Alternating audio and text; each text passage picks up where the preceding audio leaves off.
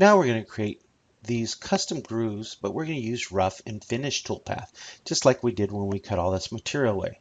Groove doesn't work too good with this because we're not using a grooving tool, we're really using a profiling tool. So the first toolpath we want to choose is rough. Again, the chain manager will come up. We select the direction, and we're always going to the direction. If you remember, this will keep our tool on the right side. That's very important to understand that compensation, we're on the right side using the lathe. We choose our tool that we need to develop a tool, and the tool we're going to develop off is this right-handed tool right here, T2121. We'll double click on it to edit it. We'll take the defaults here. It's a 35-degree tool that we have in our deal, and the quarter radius is a 64th. The holder is the most important thing we need to change, and we want it to be a direct profiling tool. So we can control our part around it. This is the actual tool holder, and we can see what happens if we have any collisions. Under the parameters, we need to name this tool number 3, 3, and tool station 3. The chip load I like you to have, and this is a finished one, whether you do rough or not. Such a fine tip nose radius, I don't want to break it. We'll do 1250 here. We'll turn the coolant on, and we'll do our compensation when we do the offset at the center of this tool. Very important. We have been doing the majority of them here. This is one of the tools that we have to do that to as well as the threading tool. So I'm going to come over here and I'm going to set up T03 and give it another name. Save that. Put it in the lathe library. Hit check, and now we have this tool 3.3. Our settings are set. We come into the rough parameters. Our depth of cut we're going to use for this one will be 15. So that means for every pass it comes in, it's going to go down 1/15 of an inch. Remember the cutter compensation I told you about? It should be on the right. So we want to make sure we set that to right. Check yours just in case. You'll have an error message. If you don't, you're really looking at all this information, what we're doing. Lead in, lead out is going to be important. What we want to do is lead straight into every one of our plunges that we do.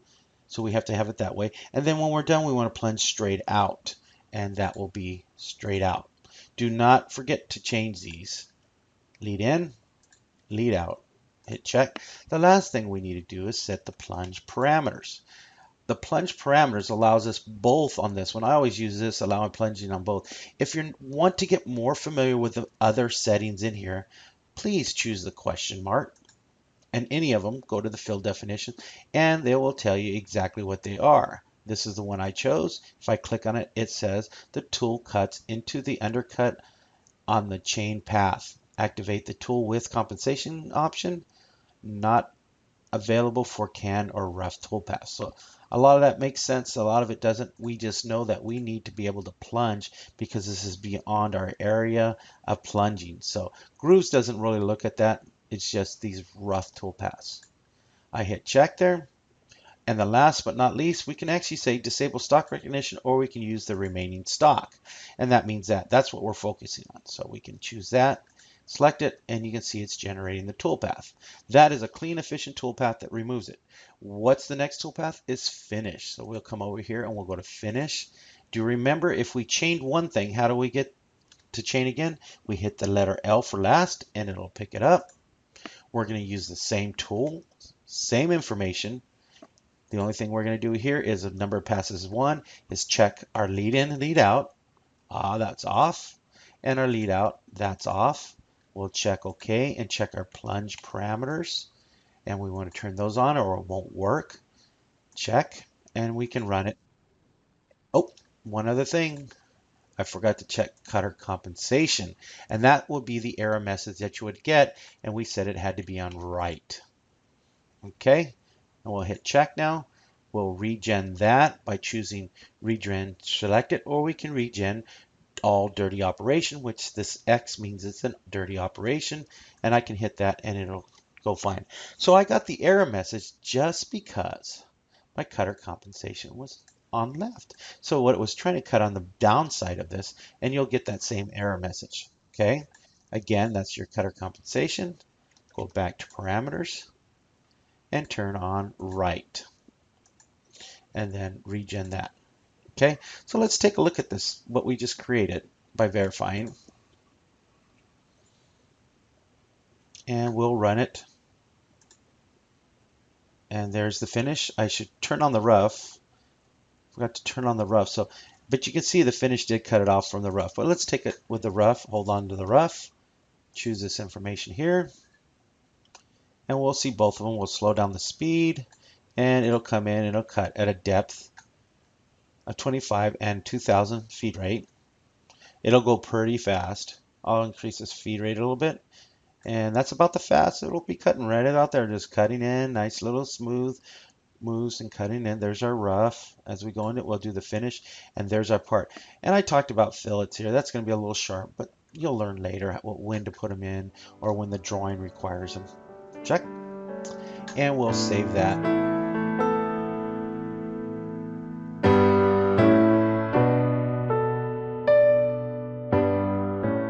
Now let's continue on to do this last one here. Again, we're going to use rough and finish, but we're going to use a different type of tool. We're going to use like a button head round to come in here because of these edges and the way it comes in round. So we're going to use toolpath rough again. We're going to choose our starting and our end. We're going to develop and design our part. And we look down here at the button. Here it is right here. Here is our part. So we need to modify that. We'll double click on it. We need to set its IC diameter to the size that we measured, our round, and it is going to be 0.157 for the skull.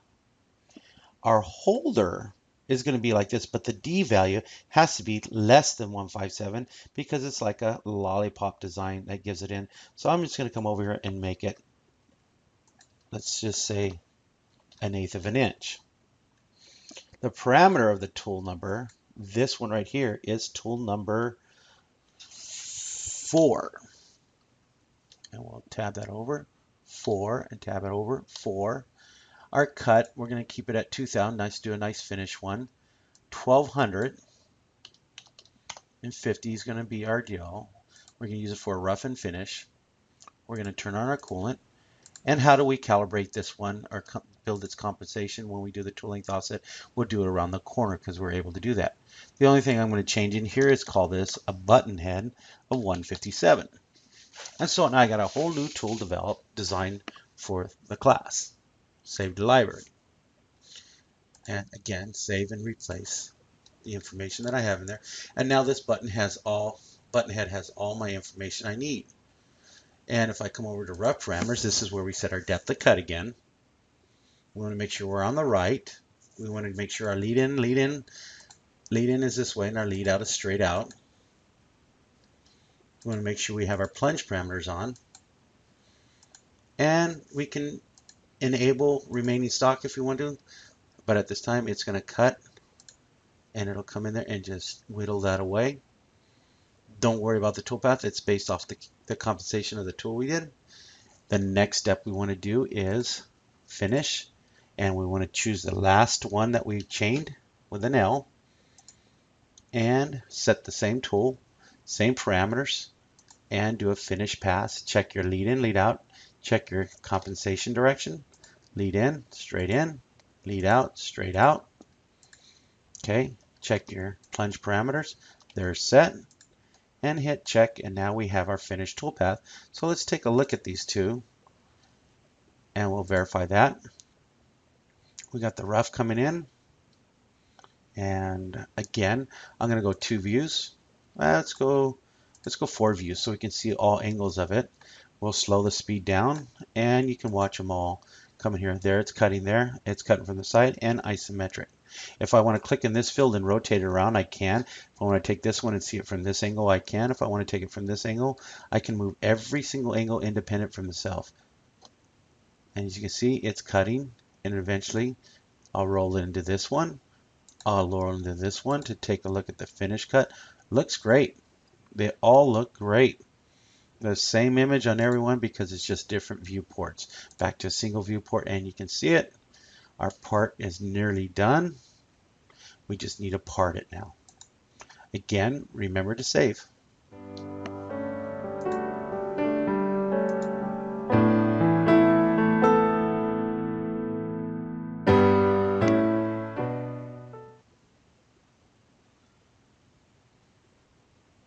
we're coming to the end of our part where we need to part it off. So I'm going to Alt F2 so I can get to a little bit smaller back here, and we're going to control what we do back here. Again, my triangle where is where it should be, and now I'm going to go get my toolpath and use the one cut off. I'm going to select a cutoff boundary point. That would be this point. Do not select this point. This is where we're cutting from, and that's where we want to start from. We choose that point, and the tool we already developed is number 6. We want to turn on the colon on this one. And one of the key things I want you to understand is we're actually going to cut through. And so we don't want this part to spin very fast. So I'm going to go slower on this part. I'm only going to go a max of 800. And it will drop the part and max at 800 too as well. So no matter what, it's only going to turn at 8,000 RPMs with a chip load of 2,000. So it's going to give me a pretty good finish. I don't want this part to fly and get dinged or anything like that. So it's going to part off and drop very nice and not spin as fast. I'm going to choose cutoff parameters. And in the cutoff parameters, I want some certain parameters. I do want a chamfer at the end. Well, Mastercam allows you to use chamfer and set of parameters. That chamfer, I would like the width of it, I'll like it to be exactly 25 thousandths of an inch. So it's going to create my chamfer at 45 degrees. The distance here will be 25 and the distance here will be 25. If I wanted an odd one, I could do an odd one too. So, and change that, or change the angle here. The top of the radius will be 3,000. The bottom of the radius will be 3,000 on my part. So we've already developed the size of our tool. It's 119, so it's exactly know where it's going to go. We're to the cutter comp right. Lead in, lead out is very important. Let's take a look at that. We're going to lead in this way. And how do we want to lead out? We want to lead straight out. We don't want to lead out like this because if the part doesn't part, it's going to break the tool. So we want to pull it back. That's my rule of thumb in the class. And we're going to go ahead and cut this. And I'm going to come back later and talk about clearance cut. Check. And it's going to give me a little warning, but all that warning is it's just that it's coming over here and marking just a little bit here. And I'll show you the red mark. These tools are designed to cut on the side, and you can see that this tool is going to come here. That's why we relieve this information here. And as it comes in, we'll turn this up just a little bit and run it. It's going to come in. It's going to cut. And right here, as it does at 45, that's where it's saying there's a problem. It's beyond its radius. And that's where you're going to get your little mark. But in reality, that tool can handle it and cut it fine. Okay? So that's where we're getting the error message. But let's do a little bit more fun with this. Let's take this. And as you cut here, you're cutting both sides, full engagement of the tool coming down. I want to clear a little bit of this out and then come in and just relieve the back of it to where I can cut and have some of it smooth and it's only cutting on one edge until it parts the part. So this parameter here in Mastercam allows us to do that, a clearance cut. The clearance cut allows us to step away from it. So the distance, as you can see here, the entry distance is going to be 0.1. The Z distance is what we want between here. I can even go as far as saying I want, let's say 5 thousandths of an inch. Excuse me, that's 55 thousandths of an inch, and allow that to do it. Now the X distance is how far do we want to go down. Well, let's go down. Let's go about 3.3 of an inch, 300. And watch how far it goes down before it parts off and goes back up. So we can also add a peck to it if we want to, but we're going to go straight in. Just let it go. Now, this is a different toolpath. We're going to back plot it this time. You see it's a big red X, so we can regen that by regenerating all dirties, or the selected one, which is selected. Or the third one, it will automatically ask us if we need to regen it if I just choose the back plot. And I can do that. It says regenerated, unlocked operation, and continue. Yes. So it regenerated it and showed it. So let's watch it play the part in here. So as the part comes in, it's going to come down. Let's slow that down, pull this back so we can watch it. It's going to come on in. Well, no matter what, that's pretty fast. So let's slow that down. We'll bring this here. There it comes, a little bit slower there. So it's going to come in slowly. It'll do our chamfer cut, it's going to cut down past that chamfer cut and back out. Let's take a look at that again. Clearance cut. Let's add a little bit more into this on the Z. Let's go 10 thousandths. Well, it's hard to see. Regen that. There we go. Now we can see something on that. So as I bring it in, you can see it's going to come down and it's going to cut. Now I'm going to zoom in onto this right here. So Alt-1, I'll roll my mouse. I'm not cutting the finished part, but as I come in, it's going to come in and it's going to come down a final pass. It pulls out and does my chamfer. And now it's only cutting on the face side and leaving this clearance right here, as you can see. That clearance behind there. So the tool is not cutting on the back side only till it reaches here. Does that make sense? So then our part will fall. We'll get a cleaner edge up to this point, and we're always going to end up with a little piece here, and the part will part itself because we're past the radius. That is it. Let's take a look at the whole operation. It's kind of neat. So let's take out this one first and verify it. We'll run it. It's going to come in. It's going to do a plunge. There's the plunge, and it's going to come back, and it's going to slowly come back in and do its 45 and part the tool.